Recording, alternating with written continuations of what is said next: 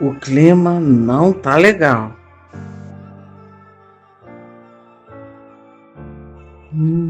Esses olhares estranhos, a cara de provocação.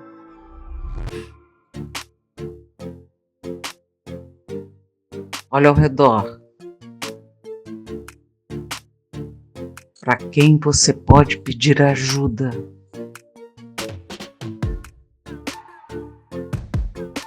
Ninguém? Então mude de lugar e procure aliados.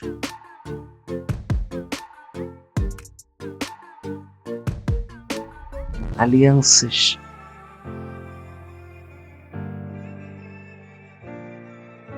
Tem um adulto perto? Chame logo.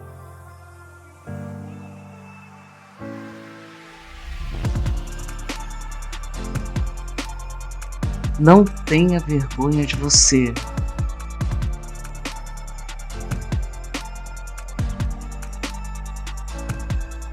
A agressividade é a doença desses caras.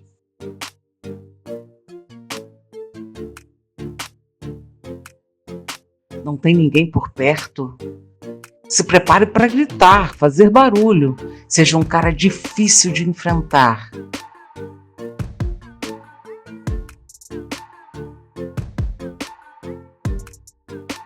Tenha orgulho de você.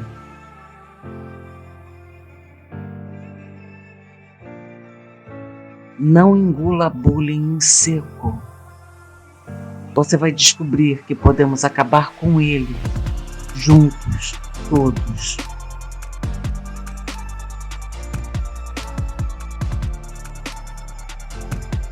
Diz que 100.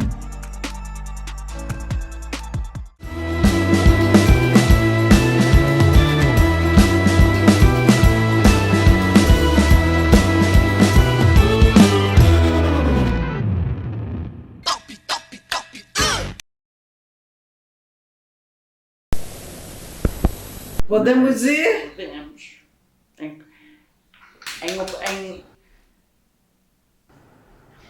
Em protesto? Tá protestando? Ligeiramente. 1, 2, 3 e já! Atrasada! Unissex começando! Com Danzi querido, meu amorzinho, Ana querida, eu de novo. E o tema, vou logo direto no tema, porque eu acho que de alguma maneira todo mundo é um pouco dolorido com esse tema. E eu queria falar dele exatamente porque tá ficando muito quanto mais. Eu tenho cada caso, um mais escabroso do que o outro e só piora. Mas eu queria falar hoje sobre bullying. E como é do ponto de vista de quem sofre, como é do ponto de vista de quem faz, por que isso prolifera, por que tem aqueles que são tipo o peixinho do tubarão que fica ao redor do cara que faz o bullying, que tem sempre um líder e ficam todos ali querendo ser vistos, valorizados e acham que isso é uma forma de valorização, que é o que eu acho mais incrível ainda. Lembrando que depois de muitas medições, onde os homens eram líderes absolutos de práticas assim, de assassinatos nas escolas e tal, de repente as meninas começaram a aparecer, que é uma coisa grotesca. Eu nem consigo realizar na minha cabeça como uma menina ontem nos Estados Unidos, ou anteontem, sei lá, essa semana passada, agrediu várias crianças aqui também, uma menina de 19, de 20 anos, agrediu um menino também.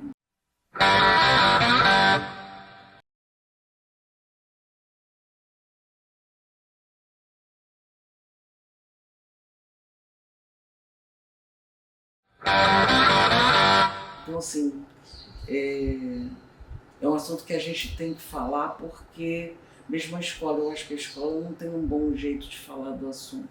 Ela fica boiando e não cheguei em nenhum lugar. Então, Ana, como professora, deu aula para criança em Portugal, anos e anos e anos, como lidava com isso.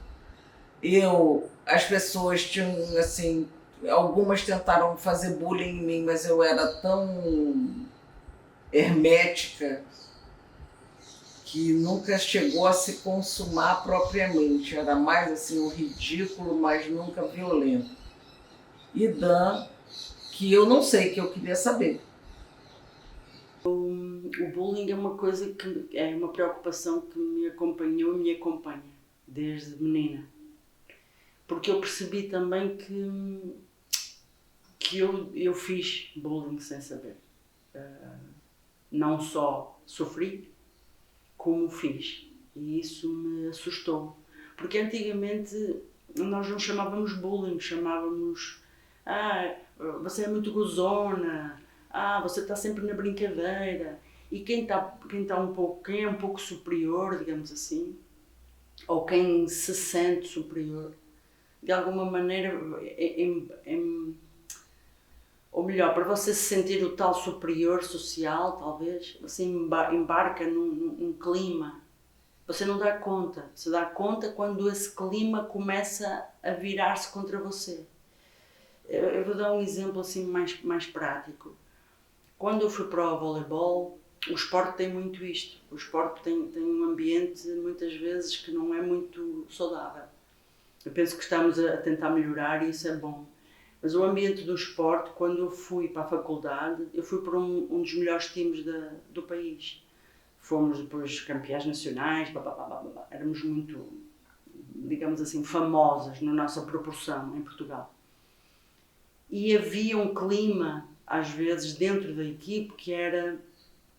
Eu era gozada porque era da aldeia, a não sei quantas era gozada porque era pobre, a não sei quantas era gozada... éramos muito gozadas pelas ricas porque não sabíamos, comíamos a laranja descascando com a mão, elas descascavam com faca e garfo.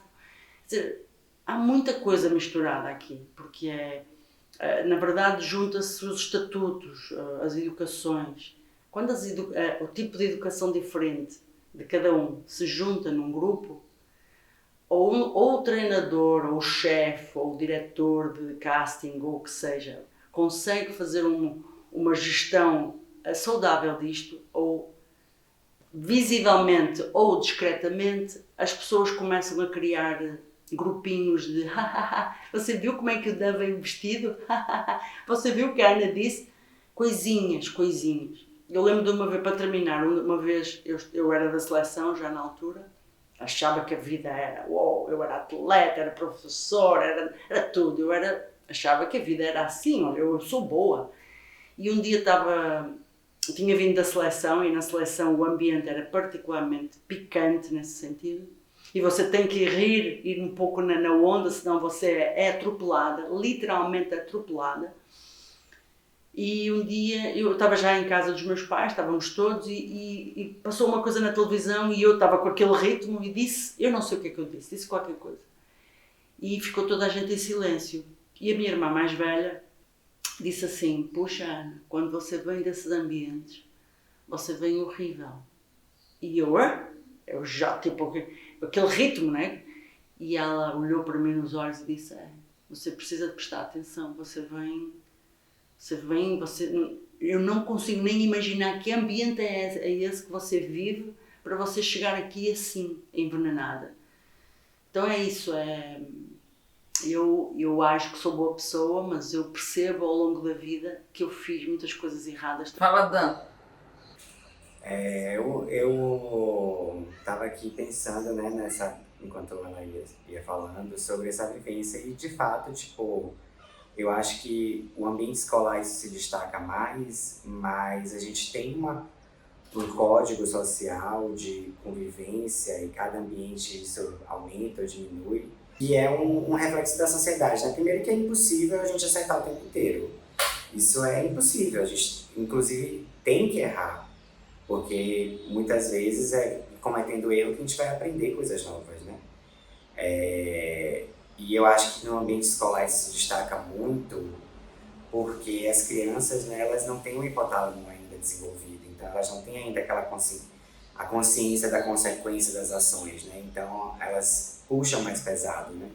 Mas se a gente pega não só a questão da escola, mas essa zoeira, né? Esse hate, sei lá como é que eles estão chamando hoje em dia, o bullying também, e analisa na infância como um todo e não só dentro do ambiente escolar, tipo, eu já passei, uma das vezes que eu me fiquei mais irritado, assim, foi eu andando na rua com uma roupa rosa, uma bolsinha assim de lado, tal, unha pintada, e um grupo de 5 crianças, não tinham nem 10 anos de idade, falaram coisas extremamente agressivas pra mim sobre minha sexualidade, me chamando de viadinho, não sei o que lá, isso e aquilo. E aquilo me deixou muito triste, né, invisivelmente triste, tanto que eles fizeram mais, porque eles começaram a me ver frágil e, enfim, isso é o combustível para essas coisas acontecerem, né? E eu pensei, eu falei, gente, mas isso aí não é nem culpa deles, eles nem sabem o que é que eles estão falando, eles estão reproduzindo o que os pais deles falam, né? Era uma cidade do interior, então é um comportamento que tipo, você não via assim no adulto, mas dava para entender que dentro de um ambiente daquela casa ali, aquele diálogo ali era normal, entendeu? E eles não tinham aprendido ainda que na rua não falava tão assim, entendeu? Era só em alguns casos, como é que o preconceito é se formado, né? Não que eu concorde com isso, mas é como que essas coisas se estruturam, né? E aí você vai para dentro da escola e você vê esse tipo de comportamento, que no final das contas são as crianças reproduzindo os adultos, né? E existem muitos ambientes que são, assim, insalubres para qualquer saúde mental, né? Estão fazendo alguma reforma aqui nos fios da rua e é tanta gritaria o dia inteiro porque é um grupo de 10 machos fazendo um negócio. E aí fica uma gritaria, parece que é adolescente saindo da escola, mas não, eles estão trocando fio, sabe? Então eu acho que eu pegaria mais para esse sentido de como essa infância está deturpada, não só pela questão da escola, assim. Enfim, não sei se eu viajei muito também. Só para avisar que a gente está chegando ao final do primeiro terço do programa, hein, pessoal? Objetividade aí na hora de falar. Estão gostando do nosso vídeo? Se inscreva no canal. Um pouquinho mais adiante e quero falar de que, na verdade, a minha interpretação, tá, do bullying tem muito a ver com poder. Parece que sempre o poder está em disputa e parece que sempre alguém pode tomar o poder de alguém dependendo do nível da agressão. Ele não pode simplesmente vencer, ele tem que violentamente, visivelmente provar que aquela pessoa que tem aquelas qualidades tais não tem e que ele é superior porque bate ou porque sacaneia ou alguma coisa assim. E eu queria perguntar para vocês como é que vocês detectam o radarzinho individual, o bullying? Porque você vê o bullying acontecendo, ele não começa grande, ele começa pequeno. É igual uma bactéria, não tem um ataque de 3 trilhões de bactérias. A bactéria prolifera, ela está ali no ambiente fértil. Como é que vocês detectam? Infelizmente ou felizmente, eu sempre digo isso. Eu presto muita atenção ao corpo, às expressões e como atleta, e depois como treinadora e como professora. Então, os olhares, para mim, é logo a primeira coisa. Os olhares, o olhar das pessoas diretamente para você ou para alguém, e imediatamente a vontade que aquela pessoa tem ao olha, e ela tem uma vontade de comunicar com alguém. Ela tem vontade de fazer match, tipo, viste o que eu vi? Ou vês da mesma maneira isto? Brincas da mesma maneira? Fazes parte do mesmo raciocínio? E isto funciona para coisas boas e para coisas más, mas isto é o que eu vejo. Então na escola isto é assim, os meninos estão todos sentados e tal, aí chega o professor, e o professor é um homem, mas é um pouco bicho, um pouco feminino. Aí eles começam, a cara deles, eles estão assim, o professor chega,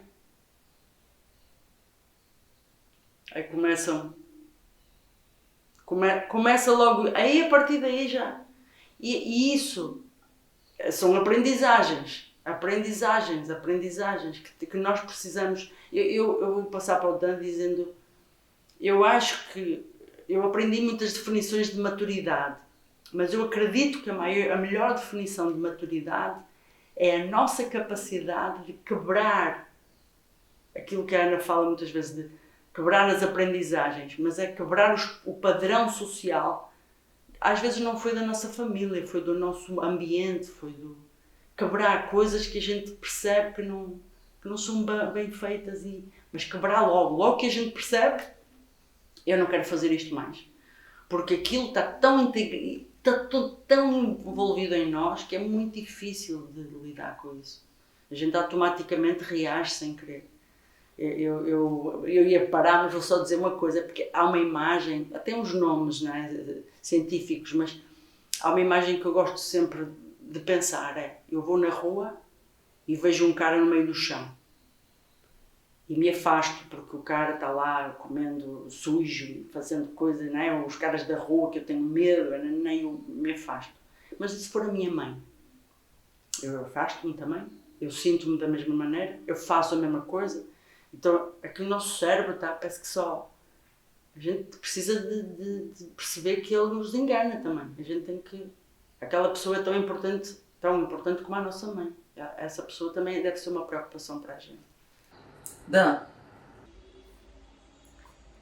Bom, eu não sei se eu tenho um mecanismo de identificar o bullying, assim. Porque eu achei a colocação de Santos perfeita, assim, realmente é ali que começa mesmo, é nesse olharzinho ali. Especialmente a gente, quando está em sala de aula, a gente vê acontecendo, né? Mas eu acho que eu tento sempre ir pelo deboche, sabe? Quando eu percebo que alguém está tentando vir alguma coisa assim, tipo, ofensiva, tipo, mais gatilhos que desperte, eu não vou responder com agressividade, nem com, tipo, emoção, sabe? Eu vou debochar. Porque eu sei que ali a pessoa veio plantar a sementinha, né, que como o Santos falou, o bullying não é uma coisa que acontece do dia para noite, ele planta a sementinha ali, aí quando plantou em mim eu falo assim, opa, tipo, enfio no meio do olho do seu orifício.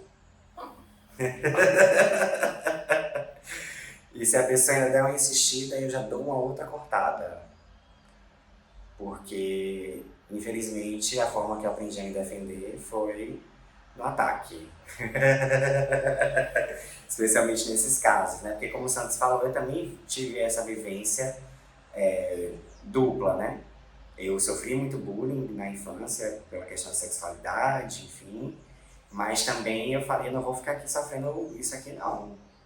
Eu fui atrás daquele poder que Ribeiro falou. E aí falei, não, vem aqui, pá! E aí não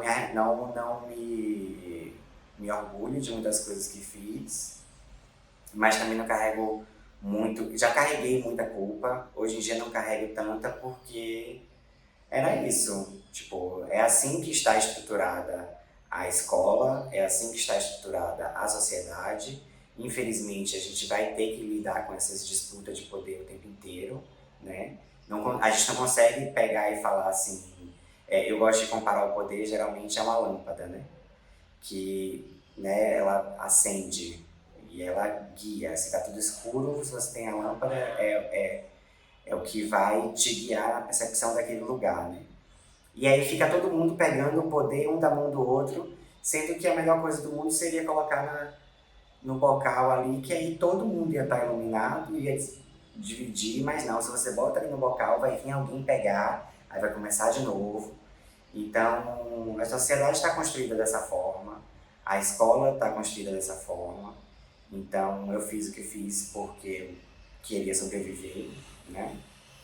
E eu acho que é isso, eu acho que a gente tem que discutir esse lugar, a gente como sociedade, né, tem que discutir esse lugar mais amplo, assim, o que é que está fazendo essas crianças serem tão agressivas, o que é que tá, quais são os nossos comportamentos que estão endossando esse tipo de comportamento nas crianças, né? Porque é isso, os professores estão totalmente despreparados, estão totalmente sobrecarregados, a escola não tem a quantidade de funcionários suficiente para poder controlar aquilo ali tudo. Então tá todo mundo sobrecarregado, para você ainda ter que ficar lidando com miudezas, né? Então, eu acho que é isso. Bora apertar o passo, porque a gente entrou no terceiro terço do programa, hein? Plim, plim, plim, hein? Já se inscreveu? Então agora curte, compartilha. E eu vou fazer a última pergunta e depois já pode ir indo para o conselho anti-bullying de 1 milhão de BRICS.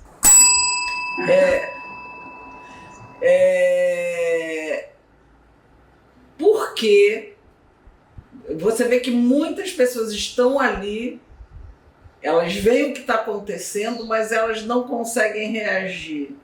Por que elas não conseguem reagir? Porque algumas entram em comportamento imitativo, mesmo não querendo fazer aquilo.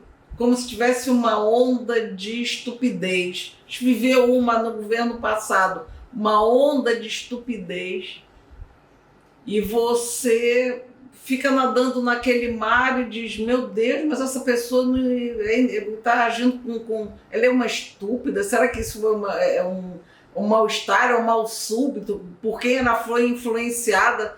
Porque o poder da influência talvez seja mais grave do que o próprio bullying, porque você fica sem ninguém para lhe defender. Porque se tivesse alguém para dizer, rapaz, dá um tempo, eu vou falar com a professora, hein, vou te caguetar. Acabava, mas ninguém tem coragem de falar. Por que ninguém tem coragem de falar? Mas essa que eu acho que é a chave. Para mim, a solução está aí.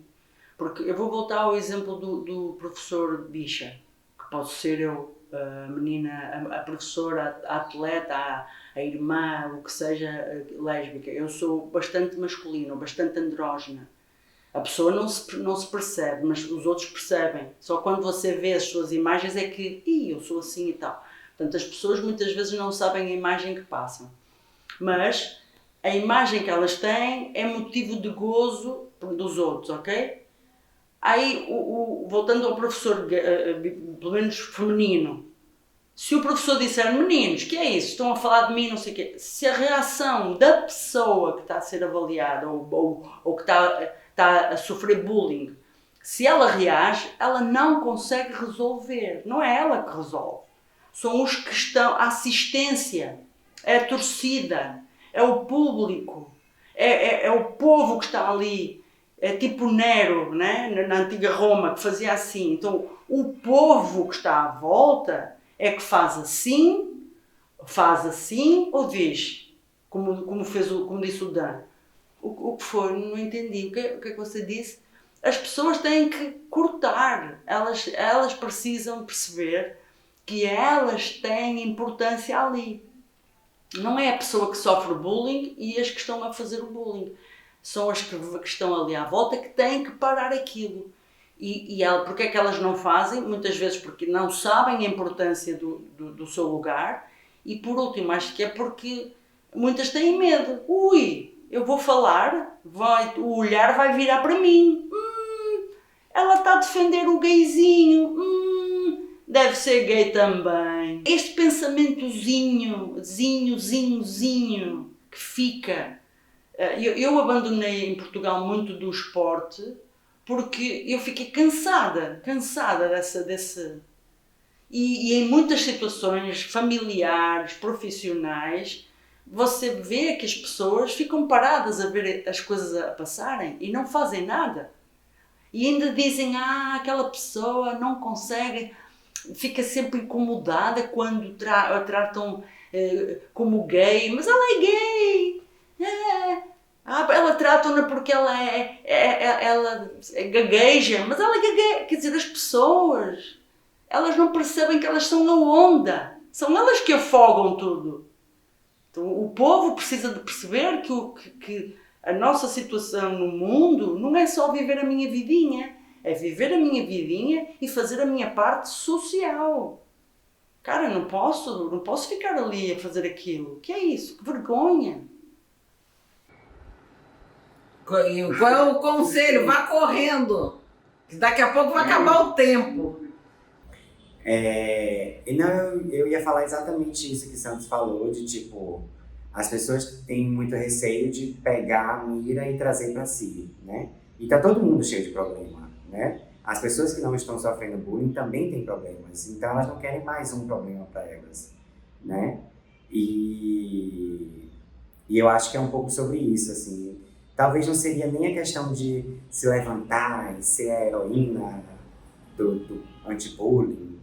É só não aplaudir mesmo, né? Porque tem gente que vai aplaudir porque é deslocada e acha aquilo engraçado mesmo, né? Não tem empatia nenhuma. Mas a maioria tá rindo ali só para não ser a vítima. Só que é isso, se a maioria não risse, não ia ter peça, não ia ter palco, né? Mas a gente vai fazer a rodada de conselhos agora que o Ribeiro já mandou, né? Vai lá. Eu começo? Começa você e tu, Ana, você não fala, a gente tá aqui para que você... É porque eu estou controlando o tempo. Olha, eu penso sobre essa coisa do grupo, é que o Dan falou isso exatamente como eu vejo. Todo mundo quer escapar. E se para escapar você tem que arrumar aquele que vai ser o sacrificado, deixa a pessoa ser sacrificada. Só que o bullying, ele também é circulante. Então, hoje eu descubro um defeito em Ana, mas não se engane, amanhã eu vou descobrir um defeito em Dan, porque eu preciso exercer o poder. O problema do bullying é que o poder você não exerce uma vez só e depois guarda na gaveta, porque agora eu sou a campeã do bullying. Não, você tem que exercer amanhã, depois de amanhã, semana que vem. O tempo inteiro isso está em disputa, porque isso é o duelo da nossa existência. Se a gente soubesse usar a liderança, e quero falar mais uma coisa rápida, as pessoas veem a liderança como um ônus, como um bônus. Para mim, a liderança sempre foi um ônus, porque você tem que ficar organizando tudo para isso não acontecer. Não é o cargo, nossa, é um peso. Então, quando você está fora da liderança, você vê melhor e consegue muitas vezes interpor, dizer, pá, tu vai entrar nessa? Vai dizer que tu está nessa ainda. E fazer muitas vezes como o Dan falou, ao invés de enfrentar o poder com agressividade, enfrentar com bom humor, enfrentar com cinismo, dizer, vamos lá, tu é cafona assim, fala sério, tu ainda tá nessa primitivo de sair na porrada. Então assim, aí a pessoa leva o susto e você dá o passo em frente e diz, pronto, tá liberado, tá todo mundo livre. Agora, as pessoas não veem isso, porque na verdade tem uma pessoa, duas pessoas que são ferozes e as outras estão todas embaixo da mesa, bem covardes, esperando a chuva passar. Só que a chuva não passa. A chuva do bullying não passa, porque para quem faz o bullying, ele não está fazendo nada, ele está achando engraçado. Como é que ele vai achar que isso é ruim? E vamos para o conselho. Ana, vai. Eu vou buscar o humor, porque o humor, na verdade, o bullying é um humor, é uma brincadeira, e depois é o veneno que é. Há duas formas de ver o humor para mim. E eu gosto do humor inteligente e do humor que aponta as coisas engraçadas da vida. E eu diria às pessoas que, primeiro aos adultos, que é bom vocês olharem para si, porque quando alguém consegue fazer bullying sobre nós e tem efeito, é porque nós também não lidamos muito bem com a situação. Não estou a desculpar as outras pessoas, estou a tentar já falei nos outros, agora falo da pessoa que sofre bullying. A pessoa acho que tem que lidar com as coisas de outra forma. Eu quando comecei a assumir mais publicamente que estou casada com uma mulher, que me relaciono com mulheres, eu já não me interessa tanto o olharzinho, o gozo. Eu sei que as pessoas continuam a gozar, continuam a criticar, continuam a fazer aquela patetice, mas elas publicamente e na minha frente já ficam sem jeito. Isso já é alguma coisa. Então, o adulto, o cara está a falar que eu tenho o cabelo, por exemplo, eu hoje estou a pôr o cabelo vai sempre para o lugar errado. Aí voltam-me essas coisas e eu digo, bom, paciência, isso não me interessa. Eu gostava que ele estivesse no lugar certo, mas não está. Isso vai ser motivo de gozo? Paciência. Então, a pessoa tem que ficar bem consigo. Em relação aos mais jovens é que me preocupa, porque as pessoas que estão à volta têm que os proteger. Não é para gozar com eles. Anda lá, tu és um pateta sempre. Tu és a menininha que sempre já chora sempre. Está sempre aos gritos. Quer dizer, as pessoas que estão a proteger, que estão a educar, que estão perto dos jovens e das crianças, têm de os proteger, não é para gozar. Então, era isso. Tenho milhões de coisas a dizer, mas é isso. Bom, o meu conselho de 1 milhão de BRICS... Eu, na verdade, tenho 2 conselhos, eu vou ser breve. O primeiro conselho é reforçando o que Santos falou, né? Tipo, se te atacar, ataque, seja debochada, já veja ali alguma coisa da pessoa também que ela possa, né? Não é tipo praticar bullying de volta. É assim, você tá falando desse meu defeito, eu vou falar desse seu. A gente fica aqui brincando. Essas pessoas sempre vão correr disso, sempre. Então, meu conselho de 1 milhão de BRICS é esse. Mas eu vou dar outro conselho de 1 milhão de BRICS também. E esse, se vocês quiserem, pode ser em dólar. Porque já está em vigência. Se você quiser derrubar uma pessoa que pratica bullying, uma coisa que Ribeiro falou aí, né? Ela não sabe que ela está praticando bullying. Então, fora do contexto ali, quando você estiver só com a pessoa ali, enfia o dedo nessa ferida. Fale assim, poxa, espero que um dia você, né, crie consciência e que seja tocada aí, né, pelas forças divinas e que você um dia se arrependa de tudo isso que você está fazendo, porque é tão pesado, né? E se você vai derrubar a pessoa, nossa, vai derrubar a pessoa mesmo. E a pessoa fala assim, mas eu não faço nada demais. Poxa, você faz sim. O pior é que você faz. Não, mas é uma piada. Não, é uma piada pra você. Mas é isso, tipo, se você não tá com peso na consciência, siga aí sua vida. Não tô falando agora, não. Tipo, um dia lá na frente, você se arrependa disso, né? Só pra sua alma se curar. E aí você acaba com esse cretino. O meu conselho de $1 milhão BRICS e 6 milhões de reais, porque tem um ataque especulativo em vigência contra o vilão do mercado, já vou fazer o meu protesto. Eu quero falar o seguinte, antigamente de poucos anos atrás, tá? Todo mundo viveu isso. Não se falava de preconceito racial. Parecia que você chamar uma pessoa, aí, negão, cara aí, mó crioulo, parecia que não era nada demais. Num dado momento, as pessoas falaram tanto, que se alguém tem a ousadia de falar isso, e tem muita gente que tem a ousadia de dizer, mas todo mundo vai, o quê? Essa vai presa, filma, liga a câmera. E num instante a pessoa leva o susto da realidade. É muito importante que o cara do bullying caia na real de que ele é um agressor. Do mesmo jeito que o cara que está andando na rua passa a mulher e ele passa a mão na bunda da mulher, ele não se acha um agressor, mas ele é. E isso tem que ficar marcado. Agora, cada vez que a pessoa cala, cada vez que o grupo cala, o agressor se fortalece e o tempo desse aprisionamento mental, porque esse aprisionamento não é social, gente, é mental, continua. É como se você tivesse amarrando sua mente, apertando sua mente. Então, tem que falar, veja se hoje em dia não é muito mais fácil você ver uma agressão racial e dizer, você não pode falar assim não, aqui é Bahia, você está falando com quem? E logo você quebra a corrente.